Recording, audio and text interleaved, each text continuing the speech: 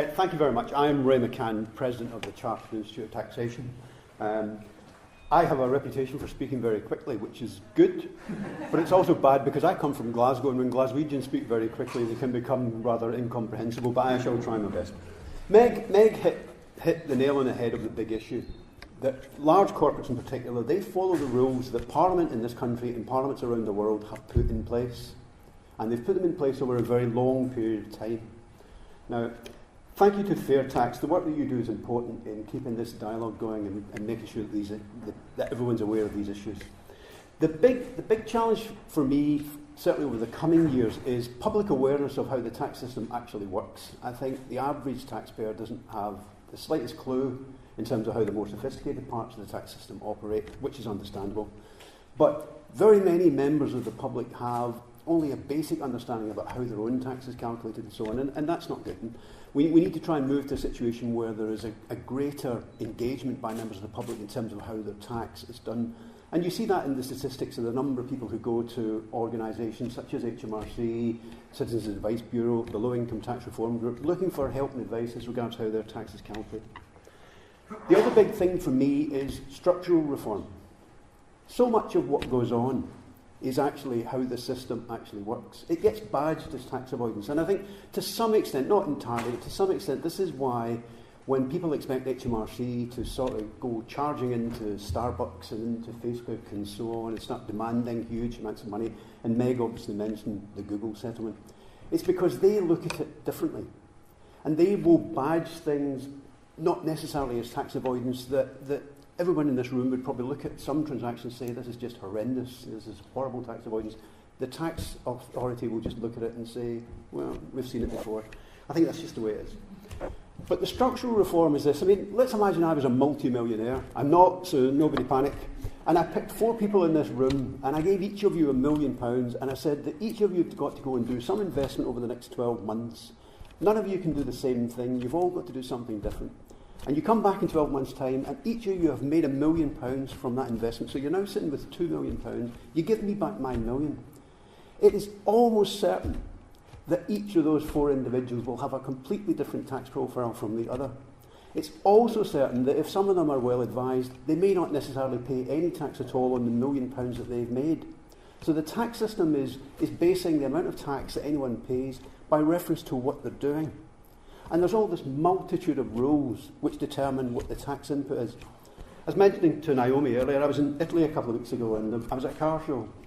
And one of the cars that was on display was James Bond's car from Goldfinger, the actual car. So, of course, you know, the child in me came back out, and I was sitting drooling at this Aston Martin.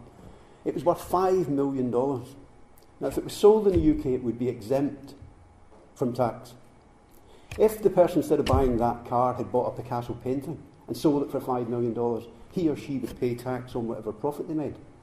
That's what I mean by structural things. And you hear, you know, hedge fund guys get away with all sorts of stuff. In 2008, they were paying less tax than their cleaner.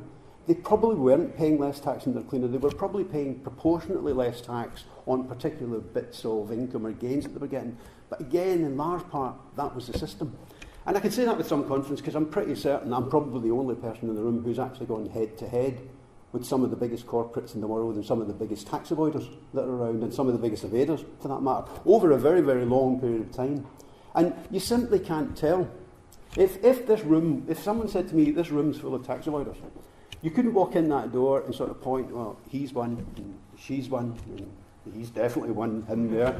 Yeah, because it just doesn't work like that. They're not green, for a start. You know, they're not covered in slime. They're ordinary people. It doesn't really know a sort of social or a personality boundary, so it's very, very difficult. The other thing as well that it kind of gets me down a little bit is there's a huge emphasis on the headline rate. You know, corporation tax is coming down to 19%, it's coming down to 17%, they're going to get rid of it altogether. The effective rate is what matters. And that effective rate is important whether it's a corporate or whether it's an individual. Look back a few years ago to the furore when David Cameron suggested that they should restrict charitable giving on gift aid and so on. The world collapsed on him. Philip Hammond last year, when he suggested he would increase national insurance contributions on the self-employed, the world collapsed.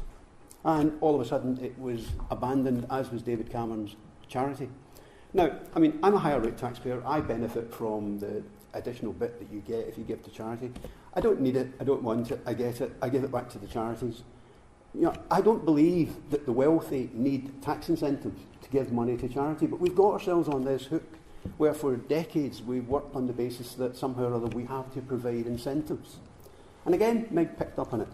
HMRC do know how many reliefs there are. In fact, they used to publish a book. There was a book, I think it was called The List 3A, which listed all sorts of weird and wonderful reliefs, which if you took them all together, probably didn't amount to the price of a can of beans. You know, they used to get the Wheel Tappers and Shunters Club, for the people who were old, remember an old television programme, the Wheel Tappers and Shunters Club. Well, you used to get a Wheel Tappers and Shunters relief. It was like £2.50. You know, I don't think anybody claims it anymore, but it's still there. So there's all these thousands of, you know, idiotic little reliefs that litter the place, but ultimately don't actually matter because they don't really amount to very much. So the professions. Over the last several years, we have, you know, significantly tightened up the work that we've done in relation to professional standards.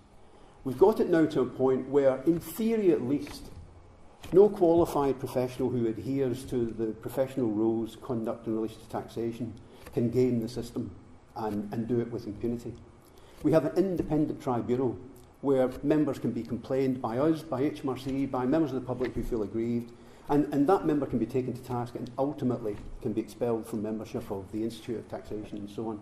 So, you know, the professional bodies are trying to make that shift in terms of how the rules work so that people who are in tax recognise that they have a responsibility for the health of the tax system.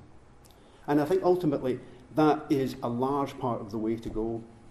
The other aspect as well comes back to this idea of transparency.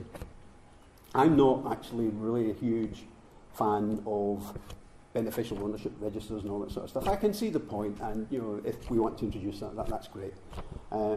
Personally, I don't think it will make a huge deal of difference. It'll, around the edges it will, but I don't think it will make a huge difference. And I say that because large numbers of people who use offshore financial centres probably do it, and it gets back to this point about the system. They do it within what the rules allow. And they keep it all out there. There's obviously lots of people out there who are up to no good, but I would be surprised if, you know, a very substantial proportion of those things were capable of being attacked by the tax authorities here or elsewhere. And I say that from experience of having done that type of thing. Tax policy itself needs to be essential, gets back to reliefs. You know, if the government's going to give a relief, it should be able to justify the purpose of that relief, and it should be able at some point to answer the question as to whether that relief achieves the economic or social benefit that it's put in there for. My pet hate is entrepreneurs' relief. Now, entrepreneurs' relief gives up to £1 million in tax relief to someone who is selling a business asset. Now, I don't believe any business was ever started because of entrepreneurs' relief.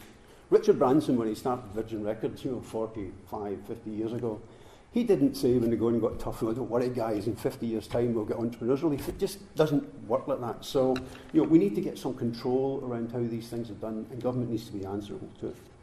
But as I say, ultimately, the wealthy don't need our help. Therefore, government should think very, very carefully before they continue to give relief to the wealthy. And transparency and a focus on effective rates will help that. Thank you. Thank you.